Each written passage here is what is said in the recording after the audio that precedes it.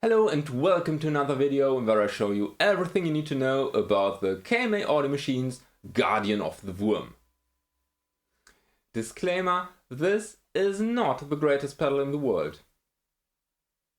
But it's close.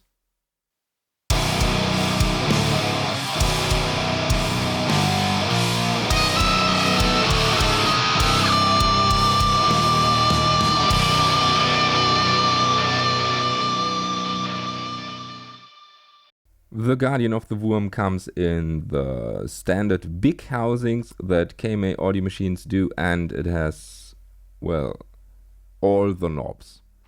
First of all, let's talk a bit about the artwork. I think it's really outstanding. It has a nice comic style that I really like. It's a kind of a superhero comic, at least for the Guardian girly, I think.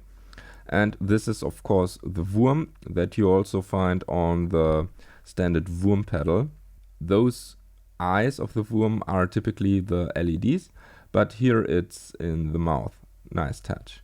So let's start on the left. We have a gain control and we have a master control, and we have a clip style switch that lets you switch between silicon clipping, which is the original HM-2 clipping, and the asymmetric clipping and no clipping diodes.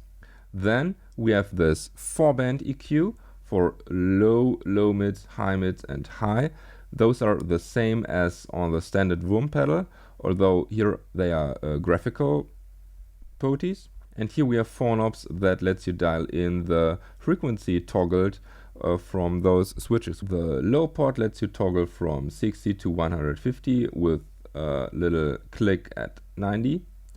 Here we have 300 to 1.05K with fix in 490. Then we have 850 to 3K, click at 1.3K, and 1.4K to 5K with a click at 2K. Rounds up with a gate for this is for the noise gate that is built into the Guardian, and a blend control that lets you dial in a bit clean sound. And here we have the EQ style switch that lets you toggle between HM-2, Wurm EQ, or both. When you toggle it at HM-Q, this knob is actually without function, because then it's the typical HM-2 high frequency, but on both and on the KMA style or the Wurm EQ, this knob's actually working. We have 4 jacks here. We have our typical input and output. Then we have an FX loop that lets you put another distortion pedal or whatever between the gate and the distortion. So it's not as with the Grindstein or the Breathe Die. It's no parallel loop. And here we have an external trigger input for an external source to triggering the noise gate, if you want to do it this way. But that's not all. We're talking about KMA audio machines, so we have some internal stuff. I won't tow around with this stuff because I think it's already set in good. We have 2 internal poties and 2 DIP switches.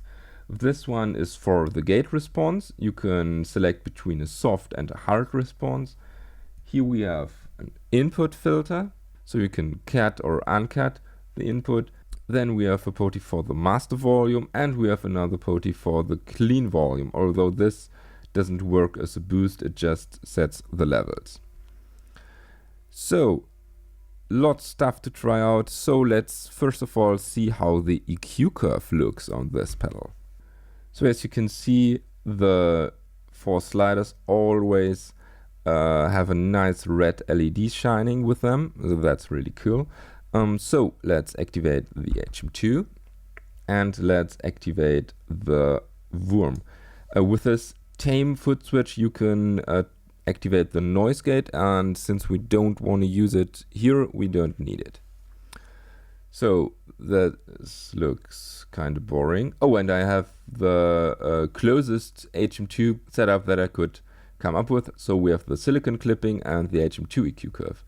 So first give this some volume, then decrease the gain. Oh, the gain seems to add high frequencies when cranking. And now full volume, low, full high mids. So let's compare this. This is louder than the HM-2.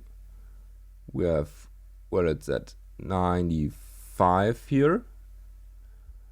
And this one toggles the two frequencies at 970 Hertz and 1.37. Whereas here we have 1.37, that's exactly the same. And the 900 Hertz frequency is also accurate. And 95, so really, really close. So with the high control, nothing really big happening. Slight increase in the higher frequencies. Also slight cut if you want. The low mids, really tight Q at 430, although it says 490. This would be here. It also clicks in the center here. That's nice. And you can even do some more cutting. Okay, well, let's leave it here. Now, first of all, clipping style. No clipping is louder and less pronounced mid gap, more high frequencies, a lot tamer, and asymmetric clipping, really no difference. Okay, so the HM-2, oh, this shouldn't work. Yeah, correct. I can read the manual, obviously.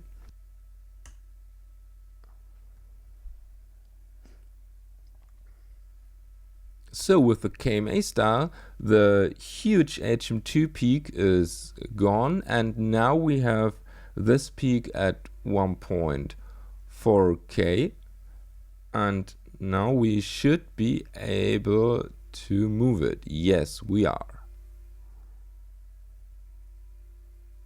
From around 3.3 to 1K.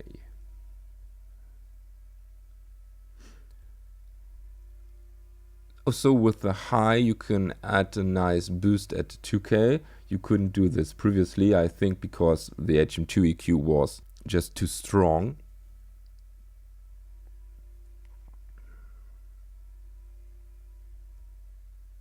.4 all the way up to 4.5K. Okay. And now we have the mid EQ. You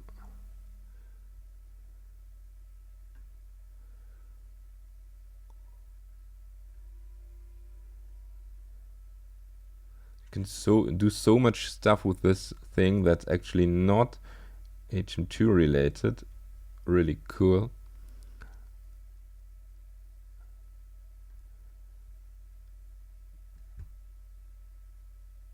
.160.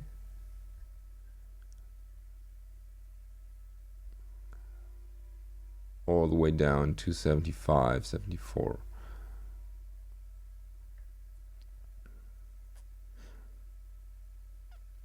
So with both EQs, you get the HM-2 EQ back, but now you have another band that you can toy around with. Cool. So blend. Blends in clean signal. It's a really high volume. This, well, almost looks like a brick. I think I could set the volume a little bit lower if I wanted to, but I like the stock settings. And let's turn on gate and see if we can actually gate my pink noise. Yes, we can. Okay, so this is a really efficient gate. We can also see the LED doing its stuff. Okay, cool. So now let's find out how the pedal actually sounds.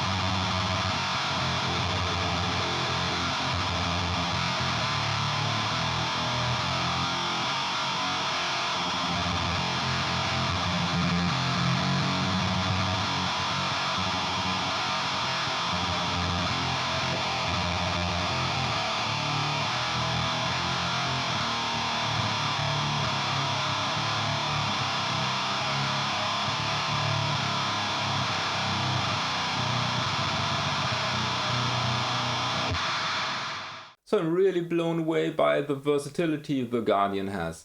I haven't really checked out the gate, so I can't say things about it, but the EQ section with those fadeable bands and the faders themselves is really cool, and it's way easier to dial in than on the original Wurm. The sounds I get are pure chainsaw goodness. It's really high quality. You might know that the Wurm is one of my favorite HM-2 improvements that there is on the market. So the Guardian is no exception. I think it's better because everything is directly on the front. I don't have to open the case and turn on those DIP switches or get my screwdriver and stuff. So that's really cool. Apart from that, the pedal itself, really useful. Everything is thought through. I can't say a bad thing about it. Although I have to admit, as already mentioned with the noise gate, I haven't checked out all the functions because I really don't need them at the moment. But maybe I'll do in a future stacked episode or so. So, what do you think about the Guardian? Did it meet the expectations you had? Did it surpass them? Was it worse than you thought? Just leave a comment down in the comment section. Oh, and if you want to support this channel, you might want to click on one of the links in the description. With this said, thank you for watching. Don't forget to subscribe. May the force be with you and have a nice day.